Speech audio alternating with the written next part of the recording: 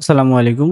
সম্প্রতি জেলা প্রশাসকের কার্যালয় ময়মনসিংহ থেকে নতুন একটি নিয়োগ বিজ্ঞপ্তি প্রকাশিত হয়েছে, যেখানে ৯টি ভিন্ন ক্যাটাগরিতে সর্বমোট ৬৯ জনকে নিয়োগ প্রদান করবে এবং এই পদগুলোর ক্ষেত্রে শুধুমাত্র ময়মনসিংহ জেলার স্থায়ী বাসিন্দারা আবেদন করতে পারবেন। আপনারা যদি আবেদন করতে চান সেক্ষেত্রে এই ওয়েবসাইটে প্রবেশ করে সরাসরি আবেদনপত্র পূরণ করতে পারবেন। এছাড়াও আজকের এই ভিডিওতে এই পদগুলো সম্পর্কে বিস্তারিত জানতে পারবেন। সুতরাং আপনারা যদি এই পদগুলো সম্পর্কে বিস্তারিত জানতে চান সেক্ষেত্রে আপনাদের কাছে অনুরোধ থাকবে ভিডিওটি না টেনে সম্পূর্ণ দেখতে থাকুন। এখানে যে ৯টি ক্যাটাগরিতে ৬৯ জনকে নিয়োগ প্রদান করবে, এই পদগুলোর ক্ষেত্রে ২০তম গ্রেডে বেতন স্কেল প্রদান করবে। এখানে প্রথমে যে পদ দেয়া রয়েছে অফিস সহায়ক, এই পদে ১৯ জনকে নিয়োগ প্রদান করবে। মাধ্যমিক স্কুল সার্টিফিকেট বা সমমানের পরীক্ষায় উত্তীর্ণ হচ্ছে শিক্ষাগত যোগ্যতা। নিরাপত্তা প্রহরী পদে ২৫ জনকে নিয়োগ প্রদান করবে। এ পদের ক্ষেত্রেও শিক্ষাগত যোগ্যতা হচ্ছে মাধ্যমিক স্কুল সার্টিফিকেট বা সমমানের পরীক্ষায় উত্তীর্ণ।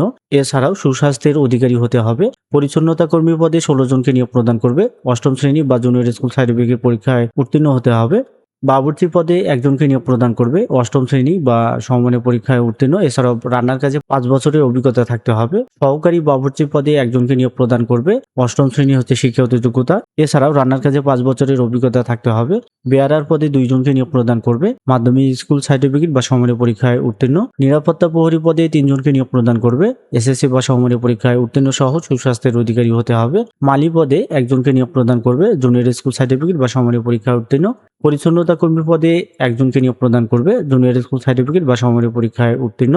এই পদগুলোর ক্ষেত্রে শুধুমাত্র ময়মনসিংহ জেলার স্থায়ী বাসিন্দারা আবেদন করতে পারবেন। আবেদনকারী সর্বনিম্ন বয়স হচ্ছে ১৮ এবং সর্বোচ্চ ৩২। এই বয়স গণনা হবে ১১ মে ২০২৬ খ্রিস্টাব্দ তারিখ অনুযায়ী।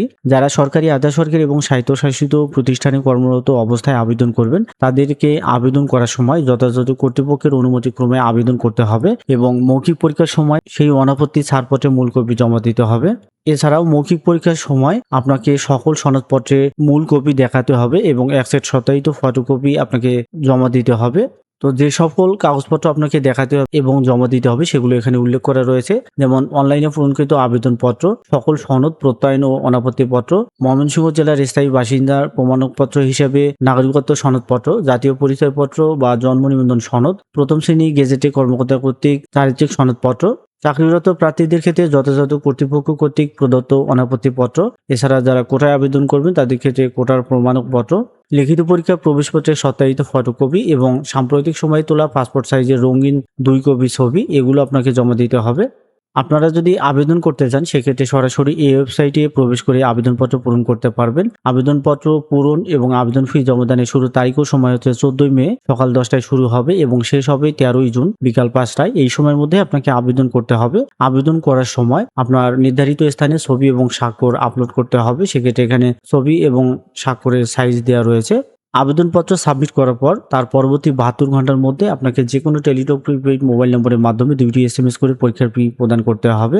এক্ষেত্রে সকল পদের জন্য শুধুমাত্র ৫৬ টাকা প্রদান করলেই হবে। টাকাটা যেভাবে ২টি SMS এর মাধ্যমে প্রদান করবেন সেই প্রসেসটি এখানে দেখানো হয়েছে, এটি আপনারা অবশ্যই দেখবেন। পরবর্তীতে আপনারা যখন প্রবেশপত্র ডাউনলোড করবেন সেক্ষেত্রে এই ওয়েবসাইটে প্রবেশ করে ডাউনলোড করতে পারবেন। প্রবেশপত্র শুধুমাত্র তারাই ডাউনলোড করতে পারবেন যাদেরকে মোবাইল ফোনের SMS এর মাধ্যমে জানানো হবে এবং সেই SMS এ আপনার ইউজার আইডি এবং পাসওয়ার্ড দেওয়া থাকবে। মূলত সেই ইউজার আইডি এবং পাসওয়ার্ড ব্যবহার করেই আপনারা প্রবেশপত্র ডাউনলোড করতে পারবেন। যদি কোনো ক্রমে আপনার ইউজার আইডি এবং পাসওয়ার্ড হারিয়ে যায় সেক্ষেত্রে এই প্রসেসে আপনারা পুনরুদ্ধার করতে পারবেন। আজকের এই সার্কুলারটি আপনারা এই ২টি ওয়েবসাইটে পেয়ে যাবেন।